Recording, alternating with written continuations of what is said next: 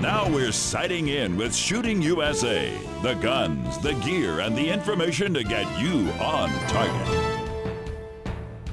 Well, with the AR buying rush of the last couple of years subsiding, there are thousands of new sport utility rifle owners out there who may be looking to take their rifle to the next level of accuracy. Well, the answer is a barrel swap. And this is the rifle I'm going to work on today. This is the DPMS Mark 12. And for those of you familiar with the DPMS line, you'll know that this rifle comes equipped from the factory with a heavy barrel. But it's not like this one. This is the Bergara DCM heavy barrel, and everything about this unit is designed for accuracy right down to the crown of the muzzle. There are no threads here. Now, I know a barrel swap sounds like a big job, but it's really not, and I'll show you how. Now, there are a couple of specialty tools required to do this job. First, a bench vise and an upper receiver clamp, a strap wrench, and an AR multi-tool. Now, a word of advice here. If you don't have any of these tools, or even if you don't have just one of these tools, don't try to improvise. That will be the quickest way to damaging your rifle. Slow down, get in touch with your local gun shop. They'll have the stuff and they'll help you out. So with the upper receiver in the receiver clamp and tight in the bench vise, the first thing to come off is the muzzle brake. Now, there are a couple of unique aspects to working on the Panther Mark 12. First is the gas block. Now, it's a two-piece design, so you simply loosen these Allen heads and then slip the whole unit out of the way.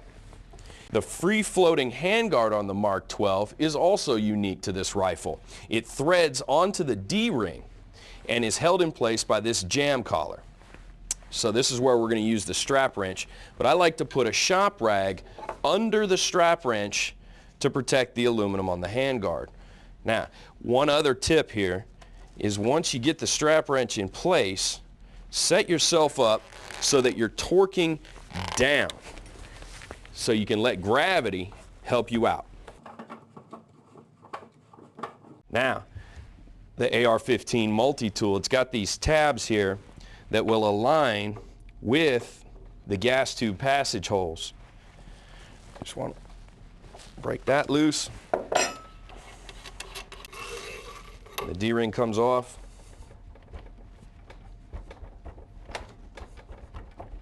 And the factory barrel comes right out.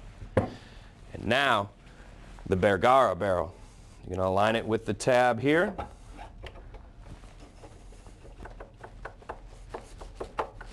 And reassemble. Get the D-ring snugged up.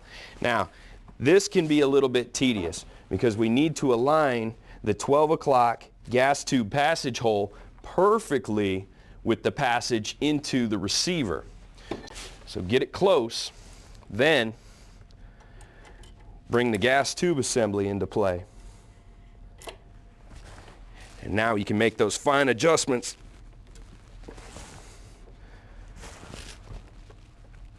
to make sure it's going to pass, just like that.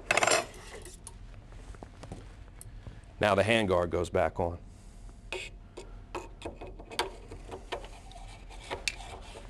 Now, getting this lined up is a critical step, because not only do you need to align your Picatinny rails across the top, but you also need to get the jam collar good and tight so you can put some serious heat on this with your strap wrench.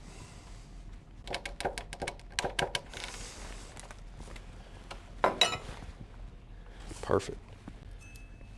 And now the gas block assembly. Tighten that back up. And we're ready to go to the field.